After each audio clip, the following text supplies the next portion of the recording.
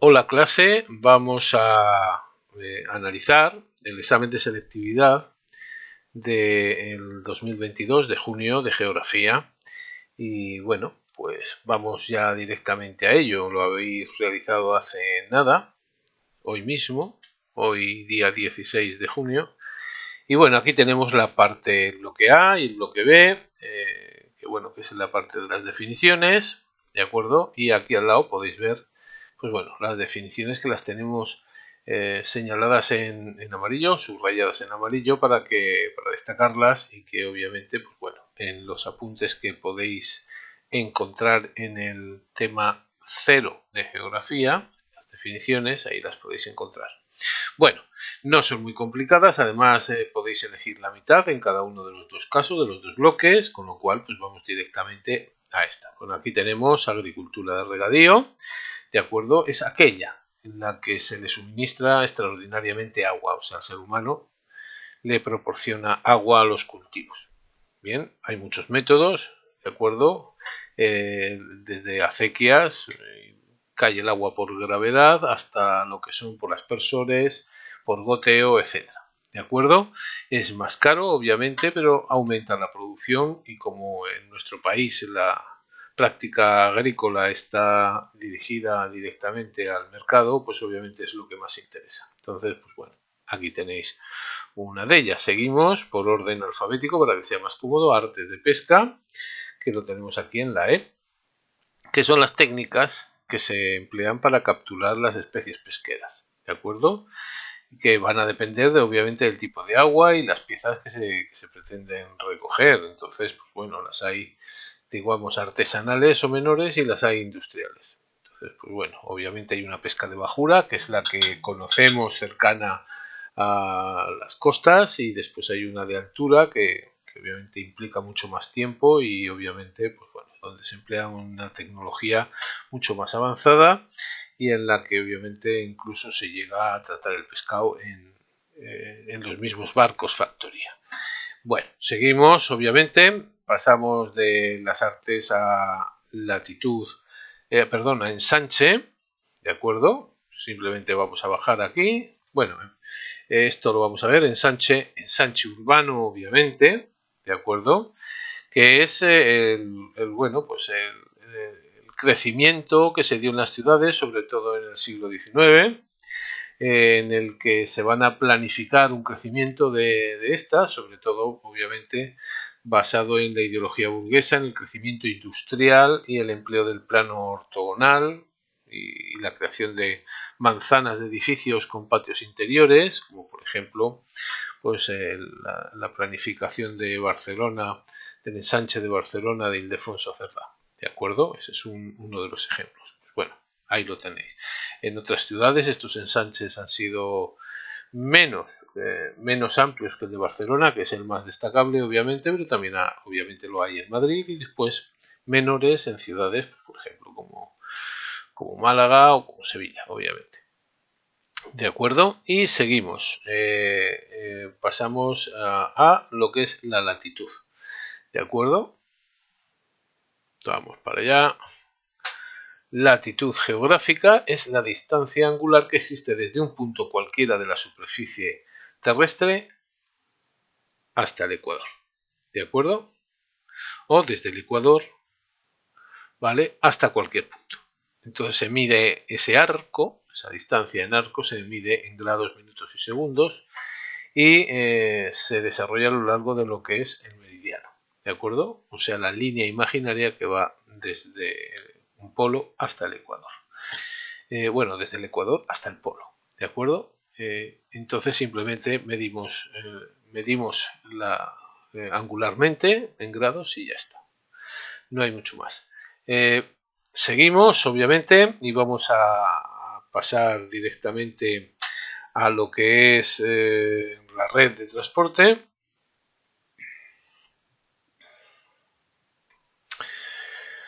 Que son las rutas, ejes o corredores terrestres, marítimos, fluviales o aéreos que conectan lugares de origen y de destino, ¿de acuerdo? Y que van a comunicar personas o mercancías, ¿de acuerdo?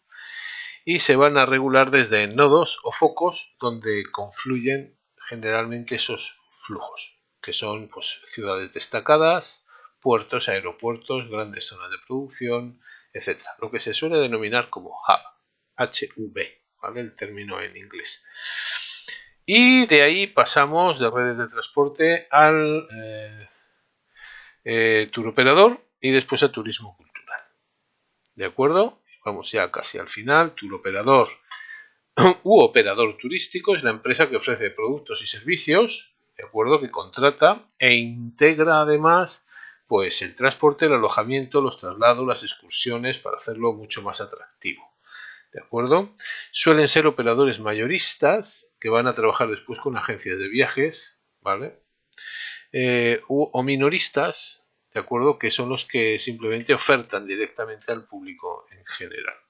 Por ejemplo, pues, las compañías que solemos conocer, que se suelen establecer en los barrios y demás. Y de ahí a turismo cultural, que es el típico turismo basado en el patrimonio de un territorio, ¿vale? El inmaterial, obviamente, como el material. Entonces, pues bueno, los hay, obviamente, culturales referidos a un patrimonio histórico-artístico, ¿de acuerdo? Paisajístico, o incluso ya nos podemos meter en tradiciones, fiestas y demás, Sanfermines, Tomatina de Buñol, etcétera, o la de y bueno, podemos ampliarlo a una oferta mucho más compleja, a la degustación, por ejemplo, gastronómica local, visitas a los museos, etcétera. Y con eso, vale, hemos terminado esta parte y ahora vamos a ver las definiciones a la contra, ¿vale? El significado de las expresiones. Entonces, pues, bueno, el lugar físico que ocupa una ciudad o un núcleo habitado, de acuerdo, lo tenemos un poquito más arriba, de acuerdo, que es el emplazamiento urbano. Es donde está la ciudad, donde se asienta y que la conforma físicamente. Entonces, ¿por qué? Porque la delimita, ¿de acuerdo? Y además la condiciona y determina además la función de la ciudad. No es lo mismo aparecer en medio de un valle que estar en un cortado rodeado por un río, con lo cual obviamente, pues bueno, va a variar, obviamente el emplazamiento va a variar la función de la ciudad.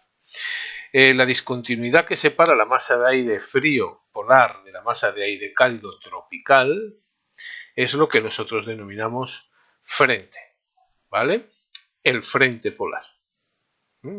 Separa una masa tropical cálida y una masa polar fría. Y obviamente, pues al chocar estas dos, se forman lo que definimos como frente y es donde, pues, bueno, suele traer precipitaciones porque allí el aire caliente se enfría, suelta humedad, genera nubes, ¿no? Porque condensa y después pues acaba precipitando. La explotación agraria de gran tamaño, normalmente de producción extensiva orientada al mercado, hoy en día es lo que nosotros denominamos latifundio. ¿De acuerdo? Tradicionalmente era extensiva y además, pues bueno, bajos rendimientos, lo que pasa que como era muy grande, pues obviamente la producción era alta, pero el rendimiento no. Obviamente la mano de obra era la tradicional, pero hoy en día obviamente se han convertido en empresas agrarias, se ha capitalizado, se han mejorado los rendimientos, ¿de acuerdo? Y bueno, ha cambiado un tanto eso y está muy orientada obviamente al mercado y bueno, lo más característico del centro y el sur de la península ibérica, sobre todo el Valle del Guadalquivir, ¿de acuerdo? Y bueno, ¿qué es el sur? Todo lo referente al sur geográfico. Eso es lo que nosotros denominamos meridional, relativo al sur. No hay mucho más que decir, ¿vale? Con poner la palabra, ya con eso terminábamos. Si os dais cuenta, pues bueno, pues hemos terminado y pasamos a la parte práctica, ¿de acuerdo? Que bueno, aquí tenéis las preguntas y bueno, aquí están las de desarrollo, la población española y con el 2, la actividad industrial. Como veis, pues bueno, esto ya es que cojáis los apuntes, el libro y podéis ver directamente las preguntas. ¿Ya? No hay mucho más. Pero en lo que es la parte práctica que nos interesa, nos dice que identifiquemos las cuencas hidrográficas enumerados del 1 al 5. Entonces, pues bueno, si bajamos a ver los mapas. Aquí tenemos, ¿vale? De la 1 pues es la cuenca del Miño-Sil, ¿vale? 2 es el Duero, el 3 es el Ebro, el 4 es el Tajo, 5 Guadiana, el 6 el Júcar, el 7 el Guadalquivir, el 8 el Segura y el 9 son las cuencas mediterráneas andaluzas. ¿De acuerdo? En esta no hay un solo río, sino que pues, Andarax, Almanzona, Guadalhorce, etc. ¿De acuerdo? Hay varios. Entonces, pues bueno, ya lo hemos identificado. Eso nos da un punto. Nos dice que expliquemos las causas del reparto de uso de aguas de las cuencas 6, 8 y 9. Entonces, pues bueno, si vemos la 6, la 8 y la 9, obviamente vemos que la mayor parte, si conseguimos leer en la leyenda, es sobre todo el uso de agua agrícola de procedencia superficial. O sea, tanto la cuenca sur como, aunque la otra mitad, obviamente, es de procedencia subterránea. ¿Por qué en otros la mayor cantidad de agua superficial y aquí es subterránea? Bueno, pues es subterránea, obviamente, porque son ríos mediterráneos en donde las aguas superficiales tienen un estiaje muy pronunciado, entonces se necesita obviamente completar con aguas subterráneas para poder aprovecharlo. ¿De acuerdo? En general, la mayor parte, como podéis ver, está destinada a uso agrícola, ¿vale? No agrario, agrícola. Y en muy pequeña proporción industrial y urbano, ya que estas zonas, de acuerdo, junto con bueno, los grandes ríos en España, obviamente, son zonas agrícolas y bueno, la producción de huertas que abarca la comunidad valenciana, Murcia y el sur andaluz, pues es suficientemente importante, sobre todo Almería, ¿de acuerdo? Es lo suficientemente importante, es una agricultura de mercado que sale además no solo con destino nacional, sino también internacional y por eso obviamente el aprovechamiento de las aguas fundamentalmente, ¿de acuerdo?, para uso agrícola, ¿de acuerdo? Pero nos dice la causa, ¿vale? La causa, no solamente eso, sino ¿por qué urbano es menor o industrial? Pues bueno, obviamente sí que hay industria en la Comunidad Valenciana y obviamente también en la andaluza y en Murcia, pero la mayor parte de la industria se localiza obviamente como podemos ver en la zona catalana, en donde el uso de agua fundamentalmente se va a dedicar a eso, ¿vale? Aquí obviamente pues el peso de la industria es bastante menor, ¿de acuerdo? Y por eso mismo, obviamente, pues la mayor parte es agrícola. Como punto C, que tiene 2 puntos, analice los contrastes de volumen de agua utilizada en las cuencas 1, 3 y 7. O sea, vamos a comparar el volumen de agua, de acuerdo, en la 1, la 3 y la 7. Entonces, pues bueno, si analizamos la cantidad de agua de las cuencas, la cuenca del Miño-Sil, obviamente, aunque la cantidad de agua que obviamente cae es mucha porque está lloviendo todo el año, está en una zona de clima atlántico u oceánico y obviamente llueve mucho, la recogida de aguas del Ebro, que es el más caudaloso de todos, y el río más largo de España, ¿de acuerdo?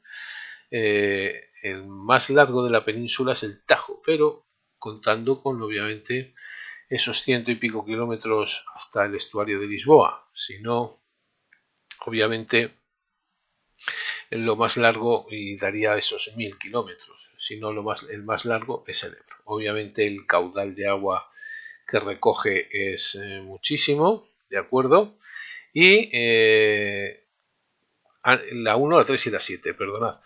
Entonces, pues vemos que obviamente, simplemente, aunque aquí llueve mucho, el caudal recogido por el Ebro y por el Duero, al cual también le caen, obviamente, ríos de la cordillera cantábrica, que recogen mucho agua, obviamente, durante todo el año, pero también del sistema central y del ibérico, con lo cual, pues bueno, la afluencia de agua es mucha, no tanta como el Ebro, obviamente, al cual los ríos pirenaicos son los que más descargan y además son ríos caudalosos, que además recogen nieve, con lo cual están todo el año soltando agua prácticamente. Del Ibérico se recoge menos, obviamente, ya conocemos que obviamente el Ibérico sobre todo va a descargar más hacia las cuencas del Duero, del Tajo, pero obviamente es el Ebro el que más recoge. De hecho, bueno, tiene también embalses importantes, obviamente, no del tamaño que se recogen en el Guadiana y en el Tajo, que obviamente son los mayores de España, pero lo suficiente para que el volumen sea muy alto. ¿De acuerdo?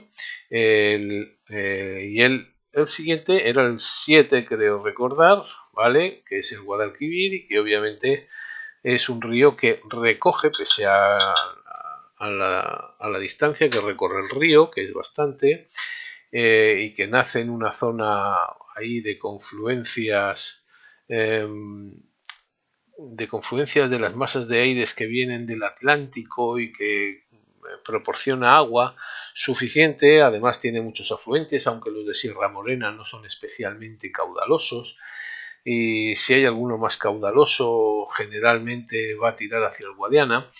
Pese a ello, obviamente el volumen de agua que lleva el Guadalquivir es suficientemente amplio. Lo único que obviamente es el ríos que bien parten, sobre todo el Genil, que parte desde las cordilleras béticas y que le van a ofertar agua suficiente. ¿De acuerdo? Todos los que van a nacer en cordilleras béticas, Sierra Morena, en toda esta zona, que obviamente van a aportar el agua suficiente para que el Guadalquivir sea uno de los ríos más importantes de la península.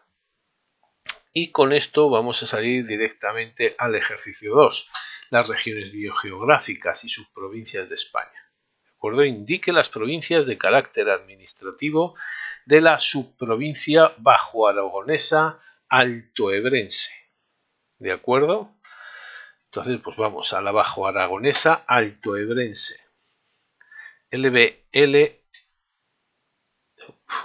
Vamos a ver, LBA, vamos a ello. Aquí está, ¿vale? Es esta baja aragonesa altoebrense, esta de color crema claro, ¿de acuerdo? Y nos dice las provincias. Pues bueno, ¿qué provincias tenemos? Pues mirad, aquí tenemos Palencia, de la cual absorbe un poco. El norte de Burgos, el sur de Álava, La Rioja, Navarra, Zaragoza, Huesca, Lérida, algo de Barcelona. Esas son, y un poquito de Teruel. Esas son las provincias que abarca esta región. ¿De acuerdo? Con eso ya hemos contestado. Diga por qué las Islas Canarias son una región biogeográfica especial. Bueno, las Canarias están situadas en la región macaronésica. Son especiales primero por la latitud, están bastante más al sur que la península, con lo cual eso también le afecta obviamente a nivel de clima y vegetación. También se destaca porque obviamente la influencia marítima es absoluta, ¿de acuerdo? Están en pleno Atlántico y es un océano, ¿de acuerdo? Y por último, el tipo de suelo, la formación que tienen las islas es fundamentalmente volcánica, ¿vale? En el cual, bueno, la composición de los basaltos y las formas típicas hacen que bueno, pues la demanda de nitratos de las plantas y los organismos que se han adecuado, además, son especialmente diferentes. Eso es lo que caracteriza a las Canarias en rasgos generales. ¿De acuerdo? Y por último, explique la relación que existe entre las condiciones del territorio y las diferentes regiones biogeográficas. Entonces, pues, bueno, aquí nos tenemos que ir a los factores geográficos. Latitud, longitud, orientación de las laderas, oceanidad, continentalidad y clima. ¿De acuerdo? Y dentro del clima, pues bueno, pues la variación de temperaturas, la amplitud térmica, el régimen de precipitaciones Y por último, pues el tipo de suelos. Todo esto más la vegetación natural típica y que conforma el paisaje. Todo esto, todos esos factores, condicionan obviamente el que sean unas regiones u otras. No hay mucho más, obviamente. En general podríamos hablar de cómo están condicionadas por el clima, pero obviamente tendríamos que desglosarlo un poquito más. Obviamente ya sabemos que obviamente una zona de interior con un clima continentalizado, con temperaturas que se extreman más, van a dar unos condicionamientos a las plantas que no lo tienen pues las zonas con más precipitaciones, con temperaturas más moderadas, sin tanta amplitud térmica, por ejemplo, o más soleadas, con estiajes muy pronunciados en sus ríos, con lluvias mucho más espaciadas. Todo eso obviamente va conformando un mapa que nos da pues, las diferencias que podemos ver. ¿De acuerdo? Esa sería la idea a desarrollar. Y con esto, pues podemos dar por terminado la explicación de este examen. Si os interesa algo más, pues bueno, ya sabéis que en esta página, en la página que tenéis en el vídeo, es donde podéis encontrar apuntes y demás. Y con esto, pues bueno, damos por finalizada esta explicación.